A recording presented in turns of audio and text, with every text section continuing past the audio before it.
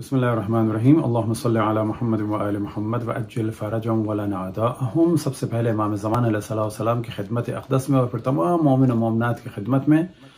شہادت مظلومانہ حضرت فاطمہ صلوات اللہ وسلام علیہا کی تعزیت پیش کی جاتی ہے، اور ساتھ ہی ان لوگوں نے ائمہ علیہم السلام کے حرموں کا دفاع کیا،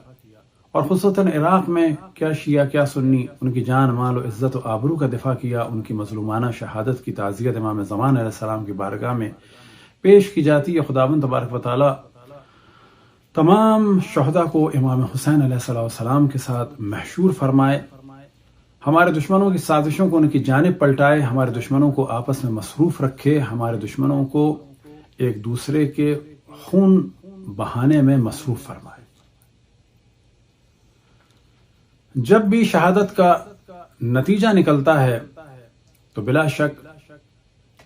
قوموں میں ایک حیات نظر آتی ہے، جیسا کہ اب ہو رہا ہے، اور پھر اختلاف ڈالنے کے لیے کسی نہ کسی موضوع کو ایشو بنایا جاتا ہے۔ اب کیونکہ یہ ایام فاطمہ سلام علیہ، ایام حضرت فاطمہ سلام اللہ علیہا ہیں، ممکن ہے کہ یہ اتحاد جو پوری دنیا میں نظر آ رہا ہے مومنین کے درمیان، یہ جو علماء اور مراجع کی جانب ایک توجہ ہو رہی ہے لوگوں کی، اس توجہ کو ختم کرنے کے لیے اور اتحاد کو ختم کرنے کے لیے ہمارے درمیان سے کچھ سازشی لوگ یا نادان لوگ کوئی ایسی بات کریں کہ جس سے ایام فاطمیہ میں ایک رخنہ ہو اور اس کے بعد مومنین ایک دوسرے کے مخالف ہو جائیں۔ لہٰذا سب سے پہلے توجہ رہے کہ یہ ایام حضرت فاطمہ سلام اللہ علیہ کی مظلومیت کے ایام ہیں، علمی گفتگو کی جائے، فضائل بیان ہوں جناب سیدہ سلام اللہ علیہ کے، اور ان کے دشمنوں کو بے نقاب کیا جائے، لیکن علمی طریقے سے، اور کوئی ایسا کام نہ ہو کہ جس سے مومنین میں اختلاف ہو یا اس کے علاوہ دیگر مذاہب اسلامی میں اختلاف ہو، لیکن اس بات کی جانب توجہ رہے کہ حقائق کو ضرور بیان کرنا ہے، لیکن علمی طریقے سے، شائستہ زبان سے، لوگوں کے چہروں سے پردوں کو ہٹانا ہے۔ اسی طریقے سے توجہ رہے کہ چند چیزیں سوشل میڈیا پہ چل رہی ہیں، ان کی جانب بھی توجہ رہنی چاہیے کہ کہیں وہ چیزیں ایک بگاڑ کا سبب نہ ہو، جن میں سے پہلی چیز یہ کہ عام طور پر یہ گفتگو کی جا رہی ہے کہ جو بعض سادہ لوگ اس قسم کی گفتگو کر دیتے ہیں کہ شاید ظہور فوراً ہی ہونے والا ہے۔ خداوند تبارک و تعالیٰ سے دعا ہے کہ ظہور جلد سے جلد ہو، لیکن کبھی یہ نہیں کہنا چاہیے کہ اب یہ ہو گیا بس اب ظہور ہونے والا ہے۔ وجہ یہ ہے کہ اگر ظہور نہیں ہوا تو بہت سارے لوگوں کا ایمان ختم ہو جائے گا۔ صحیح طریقہ یہ ہے کہ ہم علائم ظہور کو بیان کریں، اور ساتھ میں یہ کہیں کہ ممکن ہے کہ یہ علامتیں اس بات کی جانب توجہ دلا رہی ہوں کہ امام کا ظہور ہونے والا ہے، اور ممکن ہے کہ یہ علامتیں دوبارہ کبھی ظاہر ہوں اور ظہور بعد میں ہو۔ مثال کے طور پر مصری اپنے حاکم کو قتل کر دیں گے، یہ معاملہ ابھی بھی ہوا انوار السادات کے دور میں، اور یہ آج سے کئی سو سال پہلے بھی ہو چکا ہے۔ مثال کے طور پہ کوفے کی دیوار خراب ہو جائے گی، یہ ابھی بھی ہوئی اور پہلے بھی ہو چکی ہے۔ مثال کے طور پہ کوفے میں سیلاب آئے گا، یہ پہلے بھی ہو چکا ہے اور ابھی نہیں ہوا اور ممکن ہے کہ ہو جائے۔ بس اگر کبھی کوئی ایسی چیز ہو کہ جیسا کہ حالات اس وقت چل رہے ہیں کہ لگتا ہے کہ ظہور ہو جائے گا، تو اس طرح سے گفتگو کی جائے کہ ممکن ہے کہ امام کا ظہور ہو، ان قریب ہونے والا ہو، بس ہماری ذمہ داری ہے کہ تیار ہوں۔ ممکن ہے کہ ظہور ابھی نہ ہو تو ہماری ذمہ داری ہے کہ تیار ہوں، اور ہم دعا کریں کہ خداوند تبارک و تعالی ہمیں ان کے اصحاب اور انصار میں شامل کرے۔ لیکن پھر ہم توجہ دلائیں کہ اگر اس قسم کا کہا گیا کہ بس ظہور ہونے ہی والا ہے، اور اگر نہیں ہوا بعض لوگ ممکن ہے کہ بے ایمان ہو جائیں، یعنی ان کا ایمان ختم ہو جائے۔ دوسرا موضوع یہ ہے کہ کسی قسم کی روایت کو سوشل میڈیا پہ بیان نہ کریں جب تک کہ تصدیق نہ ہو جائے۔ مثال کے طور پر بعض جگہ کچھ لوگوں نے کہا کہ مسجد جمکران پر سرخ پرچم کا لہرایا جانا روایتوں میں بیان ہوا ہے کہ علامت ہے ظہور کی، تو ایسی کوئی روایت نہیں ہے۔ البتہ سرخ پرچم اسلامی کلچر میں ایک انتقام کی علامت ہے، اور یہ مومنین کے مورل کو ہائی کرنے کے لیے کیا گیا، اور قطعاً اس سے مورل ہائی ہوا، مومنین کا، اور دشمن اس سے وحشت زدہ بھی ہوئے۔ اس کی جانب توجہ بہت سارے ممالک کی جو نیوز ایجنسیز تھیں انہوں نے بھی دی، حتیٰ امریکہ کی ایک ایکٹریس نے بھی پریزیڈنٹ کو، صدر ٹرمپ کو جو ہے وہ طنز میں کہا کہ یہ کام کبھی نہیں ہوا کہ جو اب ہو رہا ہے اور تم جنگ کا سبب بنو گے۔ تو یہاں تک تو ان چیزوں کو استعمال کرنا صحیح ہے، لیکن ان کو روایتوں سے نسبت نہ دی جائے اور جعلی روایتوں کا سلسلہ اس طریقے سے شروع نہ کیا جائے۔ اسی طریقے سے ذہن میں رہے کہ پاکستان میں کسی کے پاس نہ اعلان جہاد کرنے کی پاور ہے، اور نہ ہی پاکستان کے مومنین کے لیے جائز ہے کہ یہاں کے کسی فرد کی تقلید کریں جب تک کہ کسی کی عالمیت ثابت نہ ہو۔ تقلید ہوتی ہے عالم کی، جو اپنے زمانے میں سب سے زیادہ علم رکھتا ہو۔ ایک چیز محسوس ہو رہی ہے جو بعض اور افراد سے بھی اس کا علم ہوا کہ لداخ میں، سری نگر میں، یا بالفاظ دیگر کشمیر کے بعض علاقوں میں اور پھر گلگت بلتستان میں ممکن ہے کہ کچھ لوگ ایسا کام کریں کہ جی ہم نے فتویٰ دے دیا جہاد کا، اور اس کے بعد مومنین کو مس یوز کیا جائے۔ وہی لوگ کہ جنہوں نے پہلے یہاں پر بعض دیگر فرقوں کو استعمال کیا، ممکن ہے کہ اب وہ بعض مومنین کو استعمال کریں، تو ان مومنین کی توجہ رہنی چاہیے اور ان علاقے کے علماء کی توجہ رہنی چاہیے کہ وہ اپنے جوانوں کو کہیں کہ جب تک ہمارے مراکز علمی قم اور نجف سے حکم نہ آئے تو کسی کے فتوے یا حکم پر توجہ نہ دیں۔ اب ایک موضوع کی جانب توجہ دلائیں کہ جو اور ڈسکس ہو رہا ہے سوشل میڈیا پر، وہ ہے تیسری عالمی جنگ کے حوالے سے، کہ جی روایتوں میں ہے کہ تیسری عالمی جنگ کے بعد ظہور ہو جائے گا۔ تو تیسری عالمی جنگ کا عنوان روایتوں میں نہیں ہے۔ ہاں، روایتوں میں یہ ہے کہ ظہور سے پہلے جنگیں ہوں گی، ظہور سے پہلے موتیں ہوں گی، ظہور سے پہلے سرخ موت ہوگی یعنی قتل عام ہوگا، ظہور سے پہلے سفید موت ہوگی یعنی مختلف بیماریاں اور وبائیں ہوں گی، اور خصوصاً جنگوں کی جانب توجہ ہے۔ لیکن وہ ظہور سے پہلے والی جنگیں، تیسری عالمی جنگ ہوگی یا چوتھی عالمی جنگ ہوگی یا پانچویں عالمی جنگ ہوگی، یہ نہیں کہا جا سکتا۔ ہاں، یہ کہا جا سکتا ہے کہ اب اگر بڑے پیمانے پہ جنگ ہوئی تو وہ اب تیسری عالمی جنگ ہوگی، لیکن ایسا کہیں نہیں ہے کہ اس کے فوراً بعد ظہور ہو جائے گا، بلکہ اصل روایت یہ ہے، یا بالفاظ دیگر روایتیں یہ ہیں کہ ظہور سے پہلے بہت خون خرابہ ہوگا اور دنیا کی حالت خراب ہوگی۔ جیسا کہ روایتوں میں ہے کہ ظہور سے پہلے دنیا کے ٹیمپریچر بڑھ جائے گا۔ بس اب دنیا کے ٹیمپریچر بڑھ رہا ہے کہ ظہور فوراً ہونے والا ہے، ممکن ہے کہ دوبارہ صحیح ہو جائے ٹیمپریچر۔ تو اب اگر دنیا کے ٹیمپریچر بڑھے تو کہا جائے گا تیار رہنا چاہیے، ممکن ہے کہ ظہور ہو جائے۔ یہ نہیں کہنا چاہیے کہ بس اب ظہور ہونے والا ہے۔ وجہ کیا ہے کہ بعض لوگوں کا ایمان ختم ہو جائے گا اگر ان علامتوں کے فوراً بعد ظہور نہیں ہوا۔ لہذا ایک روایت جناب ابی بصیر سے نقل ہوئی اور انہوں نے امام جعفر صادق علیہ السلام سے نقل فرمایا، اور امام نے امام زمان علیہ السلام کے ظہور کی جانب توجہ دلائی کہ ظہور سے پہلے کیا حالات ہوں گے۔ تو ان میں سے ایک جو آپ نے موضوع ارشاد فرمایا وہ یہ تھا،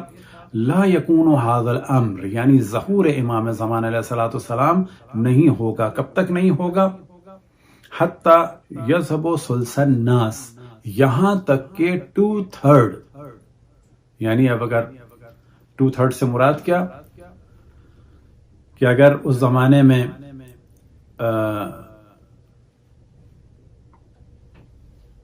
9 ارب لوگ ہوں گے تو تقریباً 6 ارب لوگ مر جائیں گے۔ تو پھر راوی نے سوال کیا، اذا ذهب ثلث الناس فما يبقى، اگر 2/3 لوگ چلے جائیں گے تو پھر کیا بچے گا؟ تو پھر امام نے ارشاد فرمایا، اما ترضون ان تکونوا ثلث الباقی، آیا تم اس پر خوش نہیں ہو، راضی نہیں ہو کہ وہ جو 1/3 بچیں گے وہ تم لوگ ہوگے۔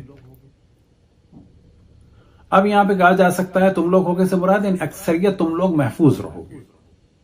اب اس سے قطعاً یہ معنی نہیں ہے کہ جو ظہور سے پہلے کی جنگیں ہوں گی اس میں قطعاً مومنین مارے جائیں گے، لیکن اکثریت محفوظ رہے گی انشاءاللہ۔ بس جنگوں کا جب ذکر ہوتا ہے تو یاد رکھیں کہ بعض دفعہ لوگوں کا ایمان بھی متزلزل ہوتا ہے، تو کبھی بھی ایسی روایتیں بیان نہ ہوں، ہاں بیان کیا جائے، مشکلات ہوں گی، بھوک ہوگی، پیاس ہوگی، حتیٰ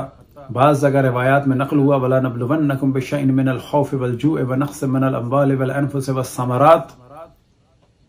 اس آیت کا جو ایک مصداق ہے وہ ظہور سے پہلے کا مصداق ہے، جان مال کے ذریعے سے، بھوک اور پیاس کے ذریعے سے، اور جانوں اور ثمرات کے جانے کے ذریعے سے امتحان ہوگا مومنین کا، لیکن ایسا نہیں ہے کہ اکثریت مومنین چلے جائیں گے۔ امام فرماتے ہیں اہل بیت کے چاہنے والے اکثریت میں باقی رہیں گے۔ اسی طرح سے ریلیٹ کیا جاتا ہے، ایک جنگ ہے قرقیسیہ کے نام سے، بعض اسلامی روایت میں ذکر ہوا، اور دا ریولوشن آف جان ایک بک ہے نیو ٹیسٹمنٹ کی، یعنی بائبل کے نیو ٹیسٹمنٹ کی، اور اس کتاب کا تعلق عیسائیوں سے، یہودیوں سے نہیں ہے۔ بائبل میں ہے لیکن یہودیوں سے اس کا تعلق نہیں ہے، صرف ایک جگہ اس کا ذکر ہوا ہے، اور وہ بھی ریولوشن آف جان میں ہوا ہے، اور وہ ہے ارمگڈون کی جنگ، اور یہ عربی میں اس کو ہرمجدون بھی کہا جاتا ہے، ارمگڈون بھی کہا جاتا ہے، اور یہ ہبرو ورڈ ہے تل مجیدون، اور تل کے معنی وہی ہے پہاڑ، یعنی ایک ٹیلہ ہے مجدون کا۔ یہ مجدون ایک شہر ہے جو حضرت سلمان نے آباد کیا تھا، کئی دفعہ جنگوں کے ذریعے سے ختم ہوا، اور مکاشفہ یوحنا میں یہ ہے کہ حضرت عیسیٰ کے بعد، یعنی ظہور کے بعد، یہاں پر ایک بڑی جنگ ہوگی جس میں دشمنان اسلام مارے جائیں گے۔ اب یہ بھی ذہن میں رہے کہ اس کی مختلف تفاصیر انشاءاللہ سے ڈسکس کریں گے، کچھ ہم ڈسکس کر چکے ہیں، اور اگر مومنین علائم ظہور کو دیکھنا چاہیں تو ہمارے لیکچرز ہیں کہ جن کا عنوان ہے The Sign of the Reappearance of امام زمان علیہ السلام، جو 27 لیکچرز ہیں، اس میں جنگوں کا موضوع بھی اور بہت سارے موضوعات ہیں۔ عراق کے بارے میں توجہ رہے کہ عراق کو دشمنان اسلام نے داعش کے ذریعے سے ختم کرنا چاہا، لیکن اگلی جو سازش نظر آتی ہے وہ کردوں کے ذریعے سے، اور بعض اہل سنت، نہ کہ اہل سنت بلکہ بعض اہل سنت کے ذریعے سے ممکن ہے کہ عراق کو تقسیم کرنے کی بات ہو، جیسا کہ اس وقت پارلیمنٹ کے اجلاس میں کردوں نے شرکت نہیں کی۔ البتہ کردوں کا جو معاملہ ہے وہ انہیں سمجھنا چاہیے کہ وہ فقط عراق کا نہیں ہے، ایران کا نہیں ہے، بلکہ وہ ایران، عراق، شام اور ترکی کا ہے، تو وہ اگر اس قسم کی سازشیں کریں گے تو خود مشکل اٹھائیں گے۔ یہ ایک بالکل الگ موضوع ہے۔ ایک اور ایشو اس وقت دنیا کے سوشل میڈیا پہ اٹھایا جا رہا ہے کہ جو شیعہ فوجیں ہیں انہوں نے سنی علاقوں میں حملہ کیا، کہ جو کہ بالکل غلط ہے، بلکہ ان کا دفاع کیا۔ یہی وجہ ہے کہ عراق کی ایک بڑی تعداد خود وہاں کے مفتی اعظم شیعہ فوجوں کے اور شیعوں کی طرفدار ہیں۔ ہاں، اصل موضوع یہ ہے کہ ISIS والوں نے وہاں پر پناہ لی ہوئی تھی، تو ظاہر ہے کہ جب ان سے جنگیں ہوئیں تو بالکل وہی کیفیت تھی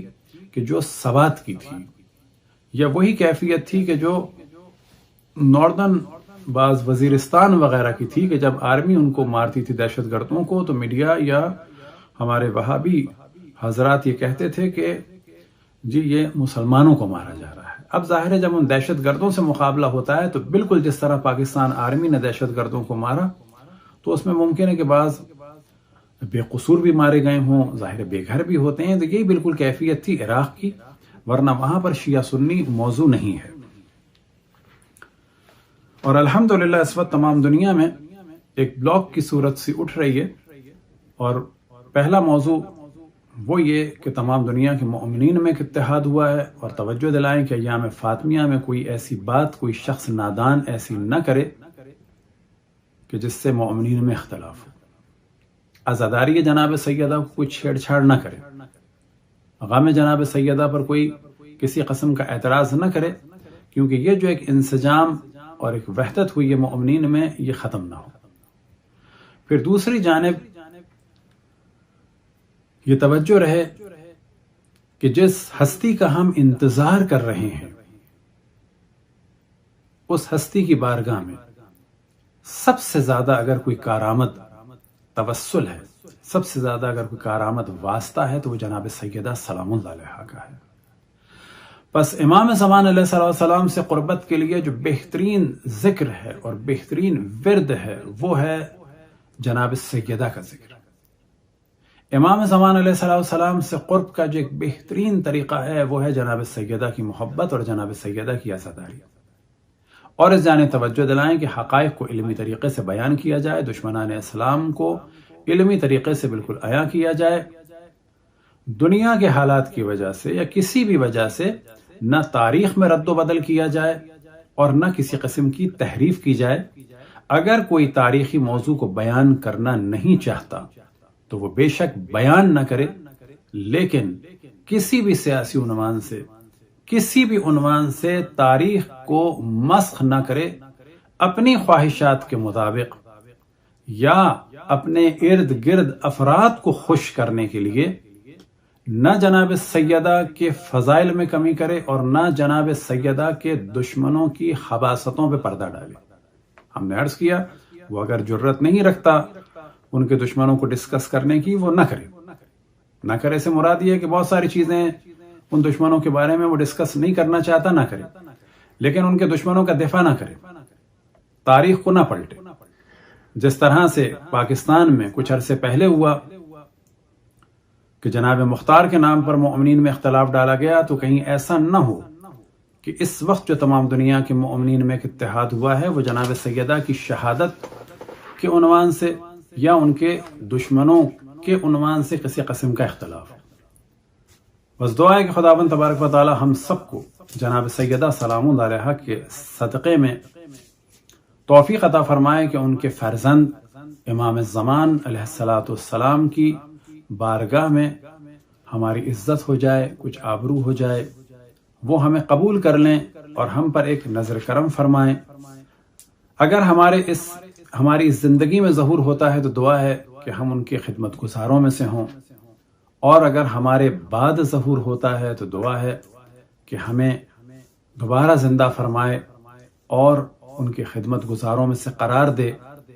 ہماری اور تمام عالمین کی روحیں قربان ہو جائیں امام زمان علیہ السلام کی کے قدموں کی خاک مقدس پر۔ وصلی اللہ علی محمد وآلہ الطاہرین۔